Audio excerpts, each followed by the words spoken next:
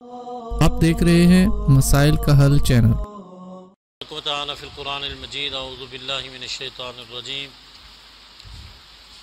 رب المشرق والمغرب لا الہ الا هو فاتخذہ وکیلا واصبر علی ما یقولون واہجرہم حجرا جمیلا۔ حمد و ثنا رب کائنات کے لیے بے شمار صلاۃ و سلام سید الانبیاء سید ولد آدم محمد رسول اللہ صلی اللہ علیہ وسلم کی ذات پر۔ حمد و صلات کے بعد اللہ کے جو صفاتی نام ہیں ان میں سے ایک نام الوکیل بھی ہے۔ الوکیل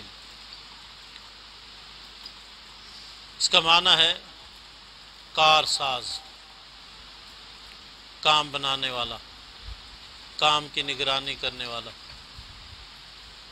یاد رکھیں، آپ کچہری میں جائیں، دنیا کی عدالتوں میں جائیں،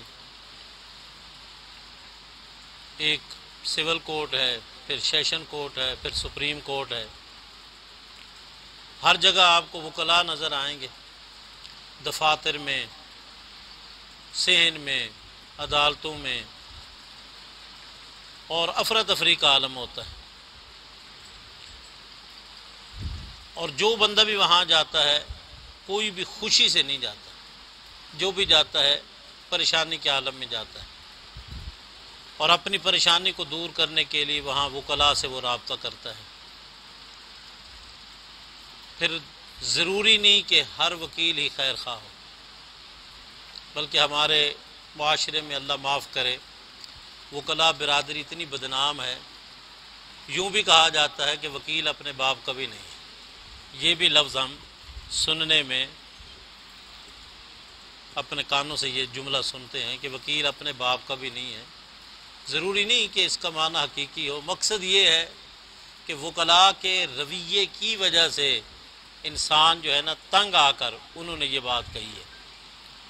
محترم ساتھیو، ٹھیک ہے، یہ بھی ایک زندگی کے معاملات ہیں کہ کوئی بندہ بھی وکیل کے بغیر عدالت میں اپنے معاملے کو ہینڈل نہیں کر سکتا۔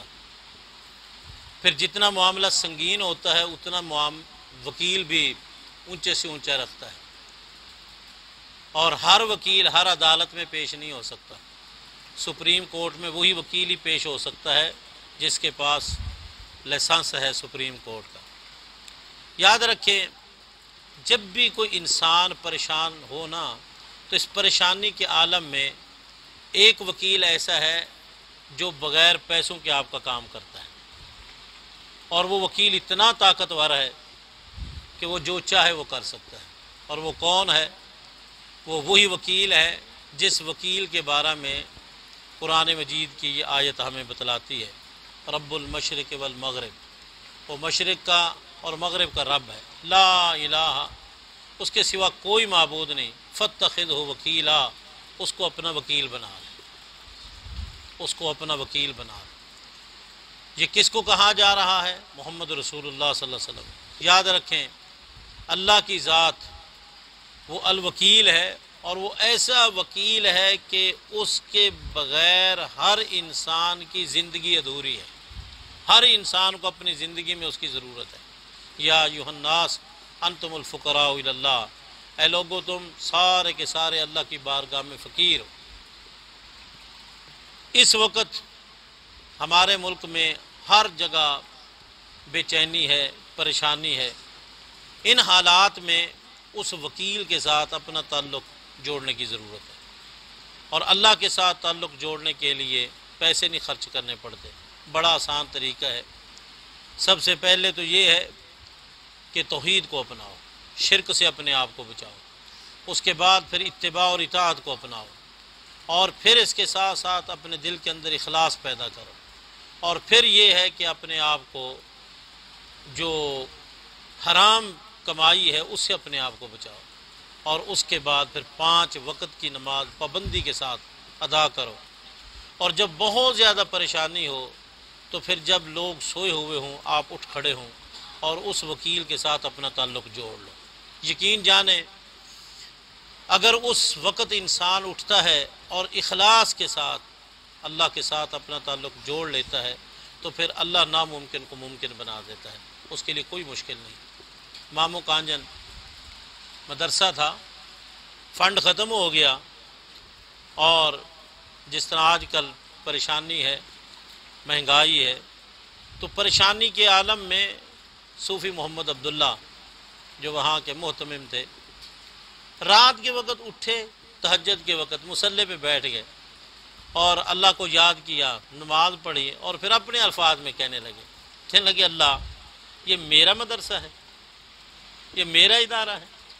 ایسے جس طرح بندہ کسی سے غج سے بات کرتا، اللہ یہ میرا ادارہ ہے، یہ میرا مدرسہ ہے، یہ میرا کام ہے، یہ میں نے کرنا ہے، مجھے نہیں پتا، میرے پاس کچھ بھی نہیں ہے، کرنے والا تو ہے۔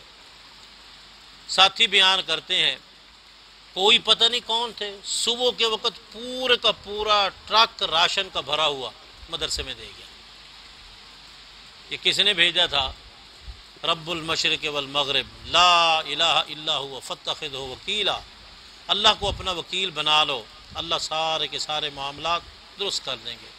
ڈیرہ غازی خان میں قتل ہوا، مقتول کے خون آلودہ کپڑے ہمسائے کے گھر ڈال دیے، کاغذی کارروائی جیسے ہوتی ہے پکڑ دھکڑ ہو گئی، بندہ پکڑا گیا، کیس چلا، جھوٹی گواہیاں سب کچھ ہو گئی، اور سزائے موت ہو گئی، حالانکہ وہ بندہ قصوروار نہیں تھا۔ صلح کی بھی کوشش کی، کچھ بھی نہ ہوا۔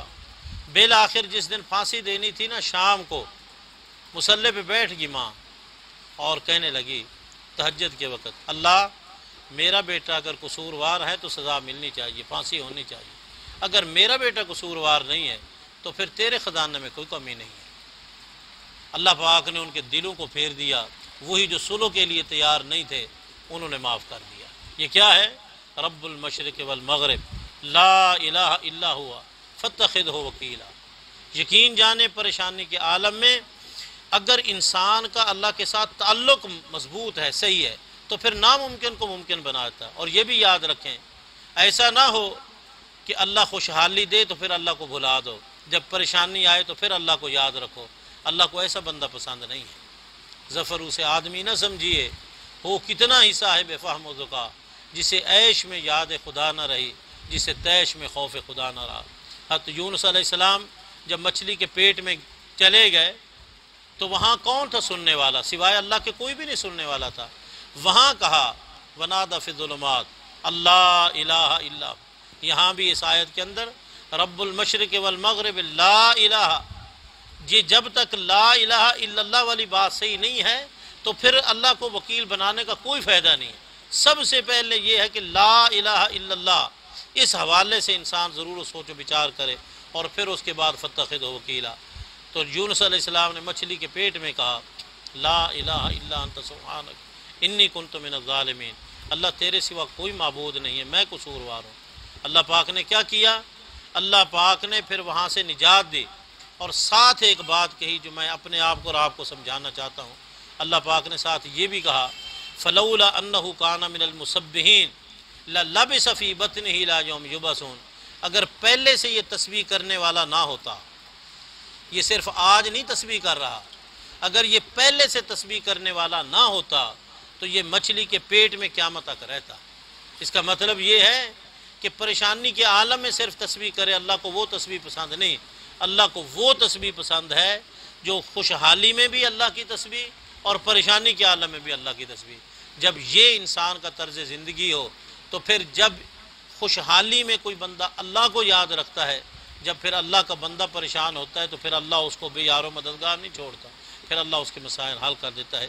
اس پریشانی کے عالم میں ہر طرف جو ہے پریشانی ہی پریشانی ہے۔ مہنگائی کا وہ اتنا مطلب ہے عروج ہے، اور اتنی زیادہ مہنگائی ہے، ہر بندہ پریشان ہے، لیکن اس پریشانی کے عالم میں بندہ نماز ہی نہ پڑھے، اس پریشانی کے عالم میں بندہ اللہ کو یاد ہی نہ کرے، تو پھر تو پریشانی دور نہیں ہوگی۔ اگر ہمیں تھوڑی سی پریشانی آتی ہے ہم عدالت میں جا کے وکیل کر لیتے ہیں، اگر پریشانی کے عالم میں ہم اللہ کو اپنا وکیل بنا لیں گے تو اللہ کے خزانے میں تو کوئی کمی نہیں ہے۔ ان اللہ علی کل شیء قدیر۔ اس لیے میرا کہنے کا مقصد یہ ہے کہ اس پریشانی کے عالم میں زیادہ سے زیادہ اللہ کے ساتھ اپنا تعلق جوڑیں، فرض نماز کا اہتمام کریں، فرض نماز کا اہتمام کریں، اور رات کو اٹھ کر اللہ کے آگے اپنے مسائل پیش کریں، اللہ کے خزانے میں کوئی کمی نہیں۔ اللہ تعالی ہم سب کو ہر قسم کی پریشانی سے محفوظ رکھے، آمین۔ واقول قولی ھذا وآخر دعوایا ان الحمد للہ رب العالمین۔